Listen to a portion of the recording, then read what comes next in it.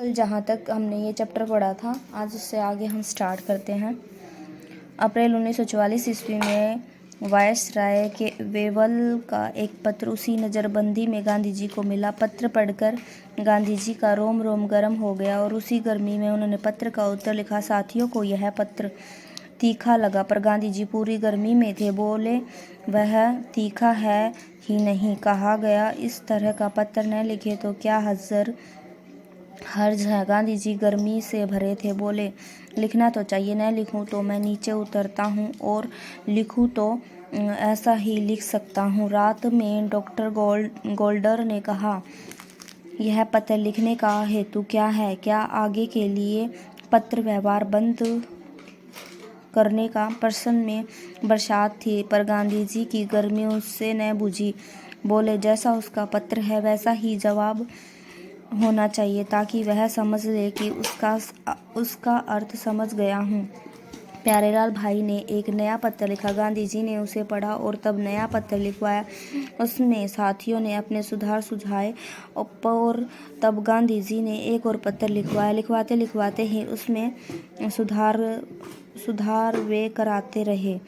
रात में doctor Gilder को यह पत्र दिया गया। दूसरे दिन उन्होंने अपने सुझाव दिए। गांधी जी ने लिखा कि हकीम और रियत एक होकर काम नहीं कर सकते, और गिल्डर इससे भी सहमत नहीं थे। गांधी जी अपनी बात पर जमे रहे। शाम को घूमते समय उनका मत बदला कि साफ मालिक और नौकर पर एक साथ हमला करे तो दोनों उसे मारने में सहयोगी हो जाएंगे। तब वे बोले, अगर मेरा यह पत्र जो का त्यों चला जाता तो मेरी हंसी होती। और तब दूसरे दिन उन्होंने एक नया पत्र लिखवाया और वही वेवल को भेजा गया। जब गांधी जी को एक खत के लिए इतनी सावधानी और श्रम की आवश्यकता थी, तो मुझे आपको कितनी ज़रूरत है। आदमी गरम खत कब लिखता है? जब वह किसी बात से गुस्से में आ जाए। गुस्सा दिमाग पर सवार है तो कलम में ठंडक कहाँ से आएगी? क्या आप चाहते हैं कि किसी को गरम खत न लिखे? हाँ, तो उस समय कोई खत न लिखिए जब आपको गुस्सा चढ़ा है और लिखने का आवेग इतना प्रबल हो कि बिना लिखे रहा ही न जाए, तो अवश्य लिखिए, पर उसे लिख कर रख लीजिए।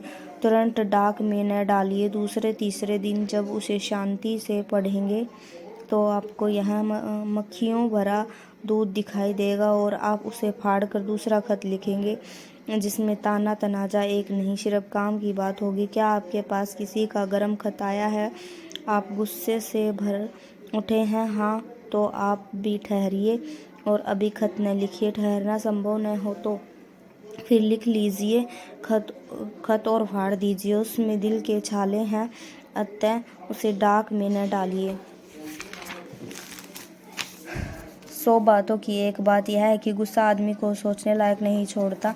तब आप अगर गुस्से में खत लिखते हैं तो वह लायक कहाँ है कि उस पर कोई विचार करे। इसी तरह जब आप किसी का गरम खत पढ़कर गर्मा गर्म हैं और तभी लिख बैठे उसका जवाब, तो वह इस लायक कहाँ होगा कि उस पर कोई विचार करे। हमेशा ठंडा खत लिखिए, गरम खत का ठंडा जवाब लिखिए, और साफ बात यह है कि ठंडे होकर खत लिखिए। आज का हमारा ये चैप्टर यहीं पे ख़त्म होता है।